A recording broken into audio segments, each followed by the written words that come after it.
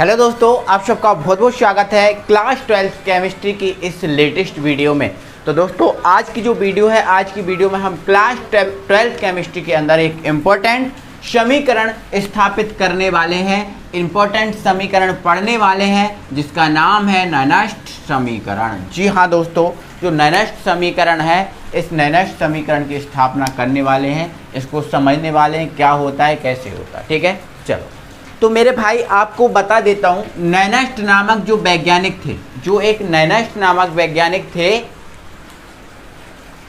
इन नैनस्ट नामक वैज्ञानिक ने क्या किया, कोई भी धातु का इलेक्ट्रोड, किसी भी धातु का इलेक्ट्रोड, जैसे मान के चलो मेरे पास ये जिंक धातु का क्या है, एक इलेक्ट्रोड है ना। इन्होंने क्या किया, किसी भी धातु के इलेक्ट्रोड, कोई भी धातु ले, उस धातु का क्या बनाया, इलेक्ट्रोड बनाया, और इस धातु के इलेक्ट्रोड पर इन्होंने ताप का और सांद्रता का प्रभाव देखा, ताप का और सांद्रता का प्रभाव देखा। क्या बोला मैंने मेरे भाई, नैनस्ट नामक वैज्ञानिक ने क्या किया, किसी भी धातु के इलेक्ट्रोड पर, किसी भी धातु के इलेक्ट्रोड पर ताप और सांद्रता का प्रभाव देखा, ताप और सांद्रता का प्रभाव देखा। और ताप और सांद्रता का उनको प्रभाव क्या मिला, मैं आपको पहले ही बता चुका हूं कि मेरे भाई जो इलेक्ट्रोड विभव है, क्या है, इलेक्ट्रोड विभव तो आप जानते ही होंगे, जानते हो कि नहीं। देखो एक बार फिर से आपको बता देता हूँ। जैसे मान के चलो मेरे पास ये एक पात्र है और मैंने इस पात्र में एक इलेक्ट्रोड को डुबा दिया जो आपका जिंक का है, क्या है, जिंक का है। ठीक है, तो आपको निश्चित सी बात पता है, जब किसी इलेक्ट्रोड को किसी विलयन में डुबाते हैं, ये आपका विलयन है, ठीक है, जब किसी इलेक्ट्रोड को किसी विलयन में डुबाते हैं तो उस इलेक्ट्रोड द्वारा या तो इलेक्ट्रॉन दान किए जाते हैं या इलेक्ट्रॉन ग्रहण किए जाते हैं। दो बातों में से एक बात जरूर होती है, या तो दान करेगा या ग्रहण करेगा। बिल्कुल, तो दान करेगा या ग्रहण करेगा, तब क्या होता है, इलेक्ट्रोड और जो विलयन होता है, इलेक्ट्रोड और विलयन के मध्य एक विभव उत्पन्न हो जाता है। क्या हो जाता है, एक विभव। वही विभव आपका कहलाता है इलेक्ट्रोड विभव। कौन सा विभव कहलाता है, इलेक्ट्रोड विभव। ठीक है, तो सीधी सी बात, इलेक्ट्रोड का विभव इलेक्ट्रोड विभव होगा। ठीक है, चलो अब ये जानते हो, समझते हो, पहले आपको पढ़ा चुका हूँ। ठीक है, तो किसी भी धातु के इलेक्ट्रोड पर ताप और सांद्रता का प्रभाव देखा उन्होंने। क्या देखा, ताप और सांद्रता का प्रभाव। उन्होंने देखा कि जब किसी इलेक्ट्रोड का ताप बढ़ाया जाता है, किसी भी इलेक्ट्रोड का क्या ताप बढ़ाया जाता है, तो उस इलेक्ट्रोड का जो विभव होता है, जो भी विभव होता है वो बढ़ जाता है भाई। ताप बढ़ाते हैं तो विभव है ना, इलेक्ट्रोड विभव का मान है जो बढ़ जाता है। लेकिन सांद्रता बढ़ाने पर इलेक्ट्रोड जो विभव है, इस इलेक्ट्रोड विभव का जो मान है वो घट जाता है। सांद्रता बढ़ाएंगे तो बढ़ जाएगा, सॉरी ताप बढ़ाएंगे तो बढ़ जाएगा, लेकिन सांद्रता बढ़ाएंगे तो ये प्रभाव घट जाता है। तो इसी प्रभाव को समझाने के लिए नैनस्ट नामक वैज्ञानिक ने एक समीकरण दिया जिसे हम बोलते हैं नैनस्ट समीकरण। तो ध्यान रखना, नैनस्ट नामक वैज्ञानिक ने किसी धातु के इलेक्ट्रोड पर, किसी भी धातु के, कोई भी धातु हो सकती है, उस इलेक्ट्रोड पर ताप और सांद्रता का प्रभाव समझाने के लिए एक समीकरण दिया जिसे नैनस्ट समीकरण कहते हैं। और वो क्या समीकरण है, कैसा समीकरण है, वो हम देखेंगे, समझेंगे। तो आप याद रखोगे इस बात को कि किस लिए दिया गया, ताप और सांद्रता का प्रभाव समझाने के लिए। तो इनने क्या बताया था, किसी भी इलेक्ट्रोड का जो विभव है, ताप बढ़ाने पर क्या होगा, बढ़ेगा, और सांद्रता बढ़ाने पर जो इलेक्ट्रोड विभव है वो मान घटेगा। ठीक है, चलो तो हम इन समीकरण को देखते हैं। अब दोस्तों एक बात और बता देता हूँ, ये नैनस्ट समीकरण है, यहाँ हमें कोई स्थापित नहीं करना है, केवल हमें नैनस्ट समीकरण के बारे में हल्का सा नॉलेज दिया गया है, यहाँ पर स्थापित आपको नहीं करना। अगर स्थापना की बात आएगी तो वो बीएससी या एमएससी में नैनस्ट समीकरण की स्थापना करोगे, अभी तो केवल इसको स्थापित, सॉरी इसका थोड़ा सा इंट्रोडक्शन है वो हम जानेंगे। ठीक है, चलो तो ये आगे बढ़े। तो माना किसी इलेक्ट्रोड की अपचयन अभिक्रिया निम्न है। देखो मैं किसी भी इलेक्ट्रोड की जो है ना अपचयन अभिक्रिया बता रहा हूँ। ठीक है, चलो यहाँ पर समझो, मान के चलो मेरे भाई ये जिंक है, मान के चलो ये क्या है भाई, जिंक। यदि ये जिंक जो है ना, आपको पता है जिंक जो है ना इलेक्ट्रॉन का क्या करता है, दान करता है। तो यदि जिंक अपने 2 इलेक्ट्रॉन दान कर दे जाता है तो Zn पर क्या जाएगा, 2+। कब आएगा, Zn पर 2+ कब आएगा, जब ये 2 इलेक्ट्रॉन दान कर देगा। लेकिन यदि कोई परमाणु या कोई तत्व इलेक्ट्रॉन ग्रहण करता है तो उसे हम क्या बोलते हैं, अपचयन। तो ग्रहण करना क्या होता है, इलेक्ट्रॉन का ग्रहण करना, इलेक्ट्रॉन का ग्रहण करना क्या होता है, अपचयन होता है। क्या होता है, अपचयन। और इलेक्ट्रॉन का दान करना क्या होता है, ऑक्सीकरण। तो इस बात को आपको याद रखना है, इस बात को आपको क्या करना है, याद रखना है, ठीक है। तो मान लेते हैं मेरे पास कोई धातु है, मैं नाम से तो नहीं ले रहा हूँ, बट मैंने मान लिया मेरे पास कोई धातु है M। मेरे पास मेरे भाई कोई धातु मैंने क्या मान ली, मैंने कोई धातु मान ली M+, क्योंकि आपको पता है धातु वो होती है जो इलेक्ट्रॉन दान करती है। तो मैंने ये धातु मान ली M+, मेरे पास कोई धातु, क्योंकि धातु इलेक्ट्रॉन का दान करती है, ठीक है। जैसे आपको पता है ये सोडियम धातु है, सोडियम पे क्या होता है, 1+ होता है, ठीक है। तो ऐसे ही मैंने क्या किया, M+ कोई धातु मान ली। हमें कौन सी अपचयन, अब कौन सी अभिक्रिया देना है, अपचयन। अपचयन का मतलब इलेक्ट्रॉन ग्रहण करना। तो मान लेते हैं ये जो M+ एक धातु है जो एक इलेक्ट्रॉन ग्रहण कर रही है, एक इलेक्ट्रॉन ग्रहण कर रही है। तो जब ये एक इलेक्ट्रॉन ग्रहण कर लेगी तो ये क्या बन जाएगी, M हो जाएगी। क्या बन जाएगी, M हो जाएगी।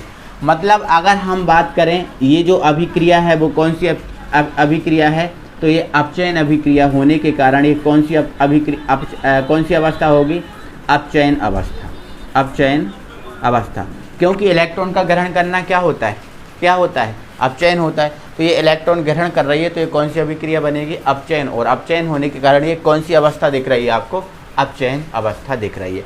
बट मेरे भाई आप ये भी जानते हो तो इलेक्ट्रॉन ग्रहण करना अपचयन होता है, बट इलेक्ट्रॉन दान करना क्या होता है, ऑक्सीकरण।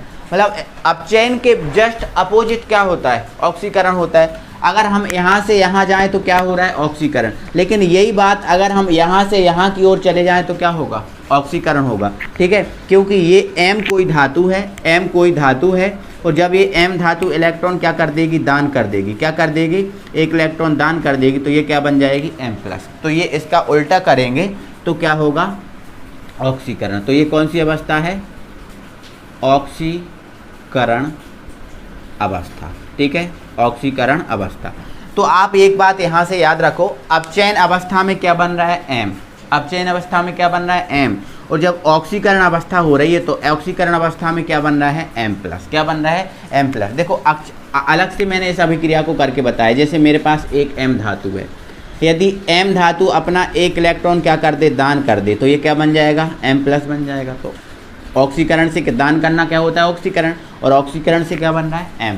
तो ऐसा मैंने इसमें ही बता दिया उल्टा, ठीक है। चलो अब मैं दोस्तों ये चीज़ आप समझ गए हो। अब मैं थोड़ा सा क्या करता हूँ, जो नाइनस्ट समीकरण है उस पर बात कर रहा हूँ, ठीक है। तो देखो अब नाइनस्ट समीकरण, नाइनस्ट समीकरण, तो मेरे भाई नाइनस्ट समीकरण जो होता है वो इलेक्ट्रोड विभव बताता है। किसी भी धातु का इलेक्ट्रोड विभव के बारे में हमें जानकारी देता है। तो ध्यान रखना, इलेक्ट्रोड विभव के बारे में जानकारी देता है। तो नाइनस्ट समीकरण होता है मेरे भाई E = E0।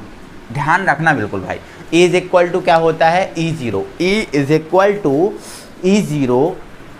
E0 क्या है, देखो ये आपका इलेक्ट्रोड विभव है और ये है आपका मानक इलेक्ट्रोड विभव। अभी लिख दे रहा हूँ, E E0 minus IT/NF, minus IT/NF। और यहाँ पर होती है अपचयन अवस्था, अपचयन अवस्था। ऊपर होती है अपचयन अवस्था और नीचे होती है ऑक्सीकरण अवस्था, ऑक्सीकरण अवस्था, ऑक्सीकरण अवस्था। ये होता है अब भाई नाइनस्ट समीकरण।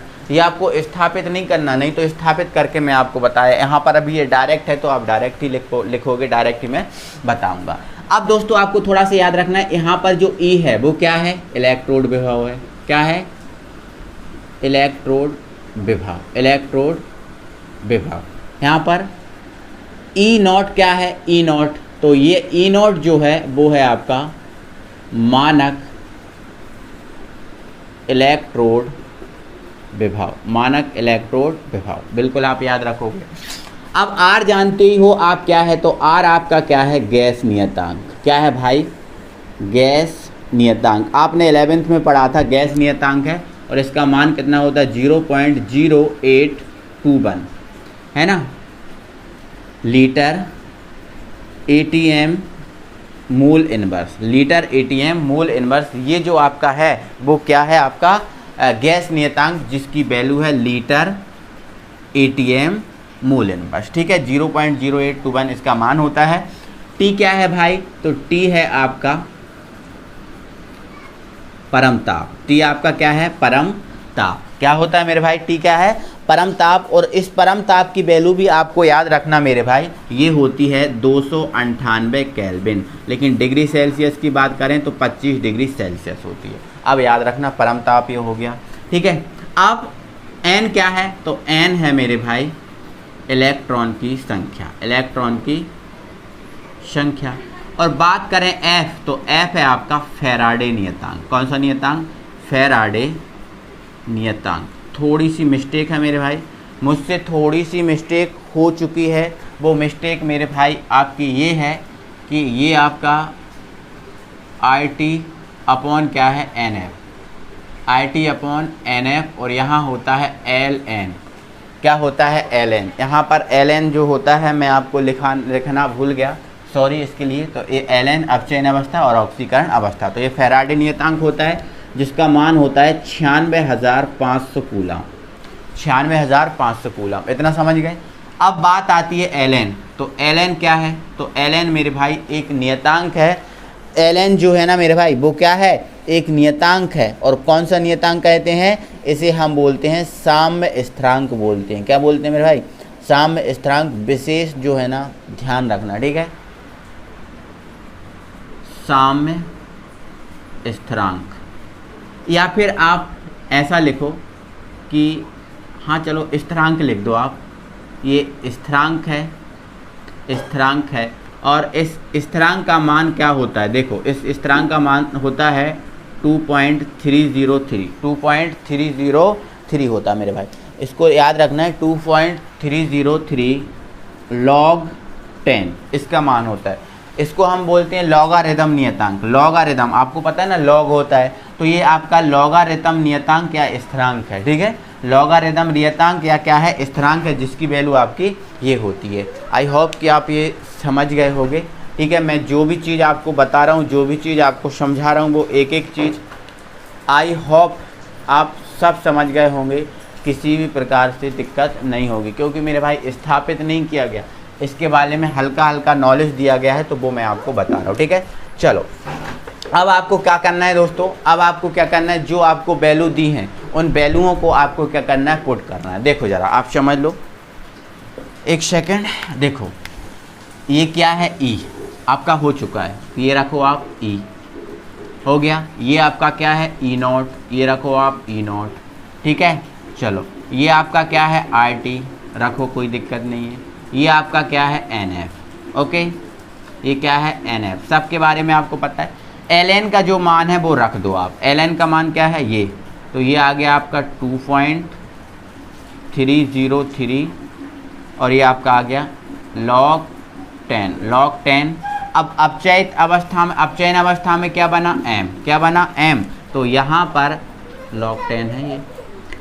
अपचयन अवस्था में क्या बना, m, तो यहाँ पर आप रख दो m। और ऑक्सीकरण अवस्था में आपका क्या बना, ऑक्सीकरण अवस्था में बना m+, तो यहाँ पर आप रख दो m+। क्या रख दो मेरे भाई, m+।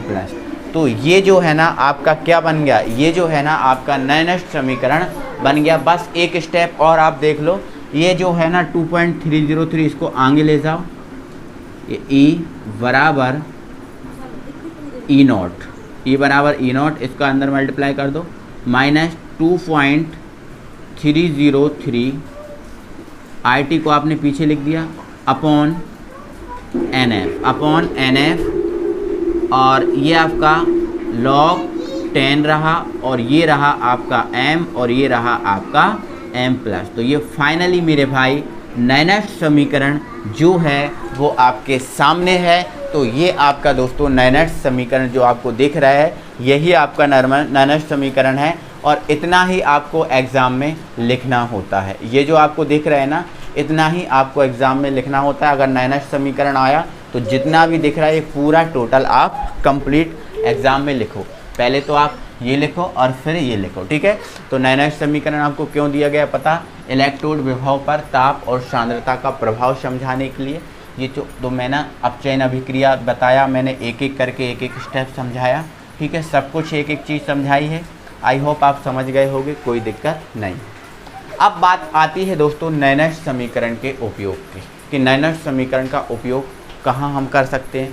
तो मेरे भाई आपको एक चीज़ बता देता हूँ, नैनस्ट समीकरण है, देखो हमने क्या बताया था, नैनस्ट समीकरण के द्वारा हम ताप का प्रभाव देखते हैं और सांद्रता का प्रभाव देखते हैं, पहले ही बता दिया था। तो नैनस्ट समीकरण का पहला जो उपयोग है वो तो यही हो सकता है, किसी धातु इलेक्ट्रोड पर ताप का प्रभाव समझाने के लिए इसका उपयोग किया जाता है। दूसरा सांद्रता का भी प्रभाव देखा था, तो दूसरा आप यही लिख सकते हो, नैनस्ट समीकरण का उपयोग किसी धातु के इलेक्ट्रोड पर सांद्रता का प्रभाव समझने के लिए किया जाता है।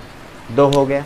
चलो अब बात आती है कि इसका दोस्तों इसका तीसरा उपयोग है कि नैनस्ट समीकरण की सहायता से किसी सेल द्वारा किए गए कार्य की गणना की जा सकती है। मेरे भाई बिल्कुल, किसी सेल का जो कार्य है वो कार्य क्या होता है वो आपको बता देता हूँ। किसी भी सेल द्वारा जो किया गया कार्य होता है मेरे भाई, वो होता है आपका N E और F। ये किसी भी सेल द्वारा किया गया क्या होता है, कार्य। और इसको निकालना है तो हमें क्या करना पड़ेगा, N E F को कहाँ ले जाना पड़ेगा, यहाँ। जब ये दोनों यहाँ चले जाएंगे तो हमारा ये क्या बन जाएगा, N E F। ये दोनों यहाँ चला जाएंगे तो N E F और बराबर में जो भी आएगा, मतलब N E F हम क्या कर सकते हैं, अगर ये सब वैल्यू दी हैं तो N E F निकाल सकते हैं। तो किसी सेल द्वारा किए गए कार्य की हम गणना कर सकते हैं, ठीक है, नैनस्ट समीकरण की सहायता से। एक और है, किसी सेल की संपूर्ण मुक्त ऊर्जा, किसी सेल की संपूर्ण मुक्त ऊर्जा की गणना भी हम कर सकते हैं, ठीक है। और किसी भी सेल की जो संपूर्ण मुक्त ऊर्जा होती है वो होती है डेल जी बराबर, ठीक है, NEF, है ना। और आपको पता है ऊर्जा और कार्य लगभग समान ही होते हैं, तो ऊर्जा में परिवर्तन भी हम ये ज्ञात कर सकते हैं, कार्य भी कर सकते हैं, ताप का प्रभाव देख सकते हैं, सांद्रता का प्रभाव दे सकते हैं। तो ये दोस्तों नैनस्ट समीकरण और इसके अनुप्रयोग आई होप आप समझे होंगे, दिक्कत नहीं होगी। तो एक बार दिल से वीडियो लाइक करो, अपने दोस्तों में वीडियो शेयर करो। मिलते हैं अगली वीडियो में, तब तक के लिए थैंक यू वेरी मच।